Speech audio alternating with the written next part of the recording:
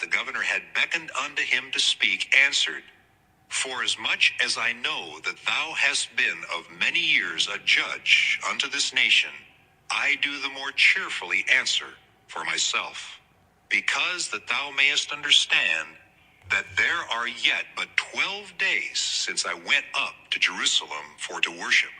And they neither found me in the temple disputing with any man, neither raising up the people, neither in the synagogue nor in the city. Neither can they prove the things whereof they now accuse me.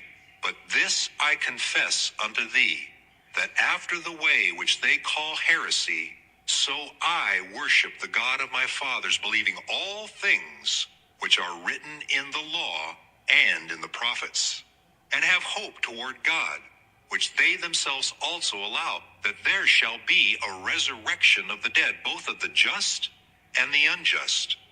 And herein do I exercise myself, to have always a conscience void of offense towards God and toward men. Now, after many years, I came to bring alms to my nation, and offerings, whereupon certain Jews from Asia found me purified in the temple, neither with multitude nor with tumult, who ought to have been here before thee and object if they had aught against me. Or else let these same here say, if they have found any evil doing in me while I stood before the council, except it be for this one voice, that I cried standing among them, touching the resurrection of the dead, I am called in question by you this day. And when Felix heard these things, having more perfect knowledge of that way, he deferred them, and said, When Lysias the chief captain shall come down, I will know the uttermost of your matter. And he commanded a centurion to keep Paul, and to let him have liberty, and that he should forbid none of his acquaintance to minister or come unto him. And after certain days, when Felix came with his wife Drusilla, which was a Jewess, he sent for Paul, and heard him concerning the faith in Christ. And as he reasoned of righteousness, temperance, and judgment to come, Felix trembled and answered, Go thy way, for this time, when I have a convenient season, I will call for thee. He hoped also that money should have been given him of Paul, that he might loose him. Wherefore he sent for him the oftener, and communed with him. But after 2 years, Porcius Festus came into Felix's room, and Felix, willing to show the Jews a pleasure, left Paul bound. Acts chapter 25. Now when Festus was come into the province, after 3 days he ascended from Caesarea to Jerusalem.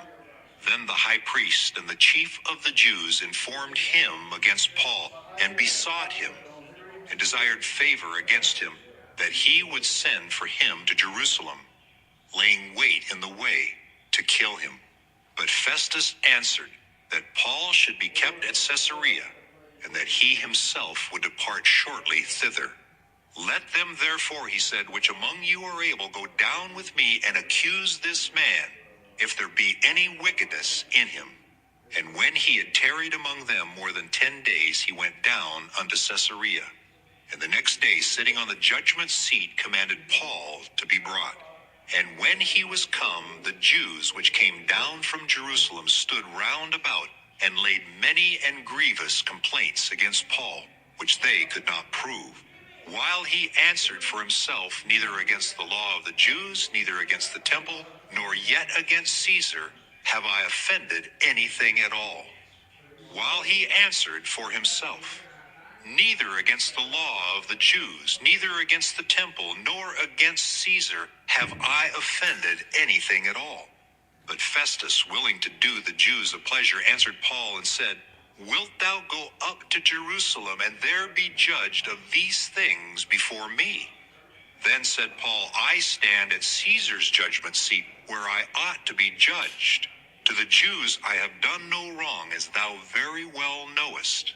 For if I be an offender, or have committed anything worthy of death, I refuse not to die. But if there be none of these things whereof these accuse me, no man may deliver me unto them. I appeal